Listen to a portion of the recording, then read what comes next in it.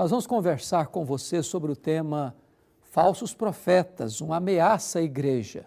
E vamos conversar à luz de Mateus 7, 15 a 20. Acautelai-vos dos falsos profetas, que se vos apresentam disfarçados em ovelhas, mas por dentro são lobos roubadores.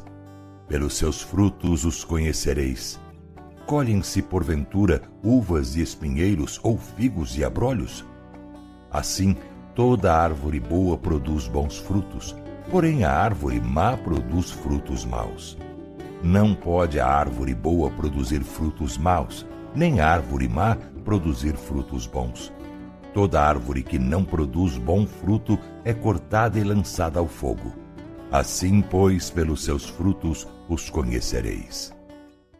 A igreja evangélica brasileira experimenta um explosivo crescimento. É um fenômeno discutido entre os estudiosos no mundo inteiro. Nós já somos mais de 25 milhões de evangélicos no Brasil. E esse fenômeno é notório no mundo inteiro. O grande problema é que tipo de evangelho tem crescido de forma tão explosiva em nossa nação. Que tipo de pregação? Como tem sido a mensagem? Que tipo de abordagem tem sido feita? Hoje eu quero trazer para você este alerta de que tem muitos falsos profetas florescendo em nosso país. Pessoas que pregam um outro evangelho, produzindo uma mensagem completamente estranha às Escrituras, desvirtuando a mensagem da graça de Deus e produzindo, portanto, falsos crentes. O que é um falso profeta? Um falso profeta, disse Jesus, que é aquele que se apresenta ao rebanho de Deus como uma ovelha verdadeira. Ele parece ser quem não é.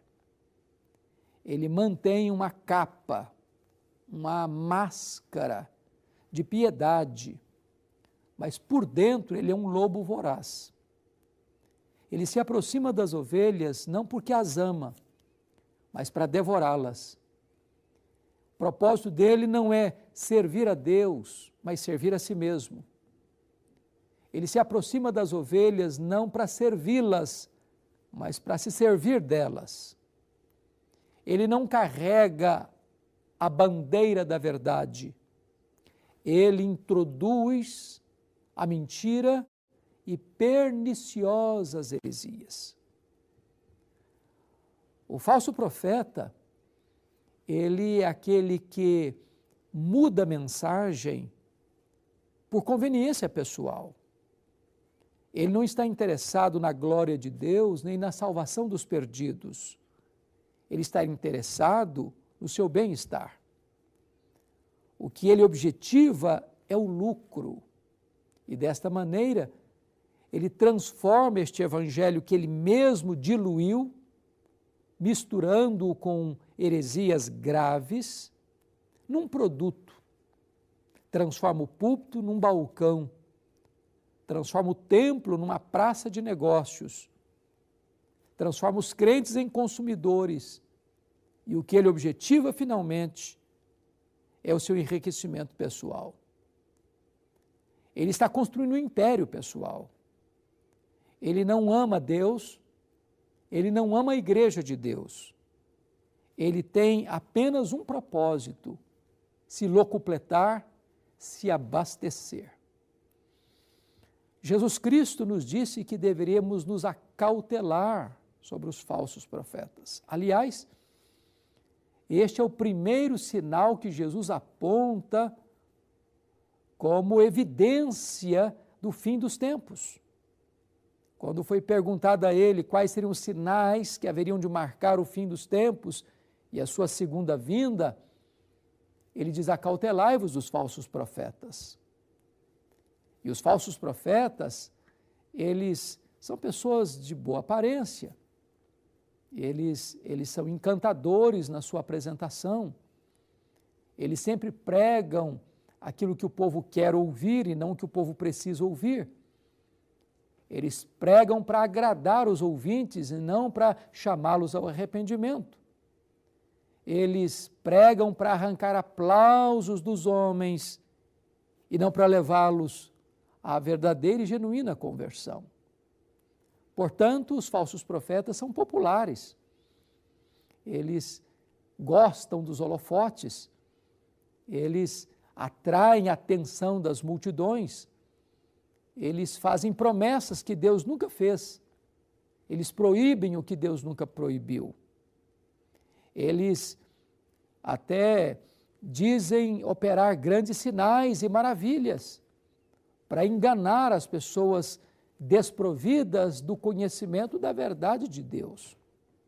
Portanto, nós deveríamos estar atentos a este grande perigo e esta grande ameaça à igreja, os falsos profetas.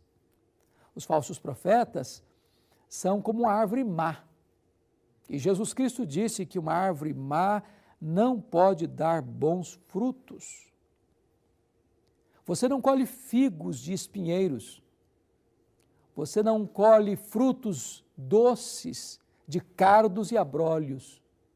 A árvore má produz frutos maus. E a árvore que não produz bons frutos, Jesus Cristo diz que ela é cortada e é lançada ao fogo. O falso profeta é aquele que floresce, é aquele que cresce, é aquele que é aplaudido, é aquele que ganha notoriedade, muita popularidade, mas o seu fim é amargo, a sua destruição é inevitável. Aqueles que estão na contramão da verdade de Deus e que promovem o erro, que enganam os incautos e que pervertem o Evangelho, sofrerão inevitável penalidade. Se não se arrependerem, se não se converterem, se não se renderem a Cristo Jesus, o Senhor, eles perecerão e perecerão eternamente. Portanto, é hora de você parar e perguntar: eu tenho escutado os falsos profetas? Eu tenho abraçado o verdadeiro Evangelho? A verdade de Deus encontra espaço e hospedagem no meu coração? Eu tenho abraçado o verdadeiro cristianismo? Ou eu tenho abraçado uma fé sincrética, mística, eivada de paganismo? Cuidado com os falsos profetas. Cuidado com as falsas crenças. Cuidado com as falsas doutrinas. Cuidado com as promessas mirabolantes daqueles que estão distantes da verdade de Deus. Volte-se para a Escritura, leia a Bíblia. Não deixe o seu coração ser seduzido pelo engano do erro. Seja um crente à luz do que diz a Bíblia, um crente bereano, que examina tudo na Escritura, o que as pessoas estão pregando. Confira se o que elas estão falando é verdadeiramente a verdade de Deus. Porque a salvação está na verdade do Evangelho. A salvação está na pregação genuína do Evangelho. O Evangelho é o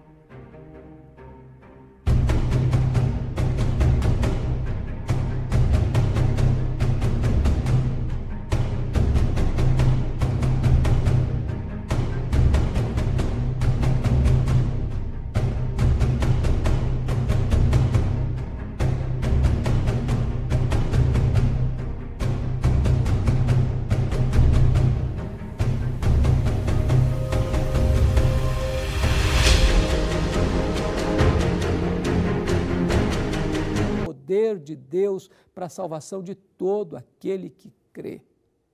Não se iluda, acautele-se. E se você não está frequentando uma igreja verdadeiramente, genuinamente cristã, que prega com fidelidade a palavra de Deus, que ensina com zelo a Escritura, que fala da graça de Deus, do arrependimento, da conversão, do novo nascimento, da justificação pela fé, da infalibilidade da Escritura e da suficiência da Escritura.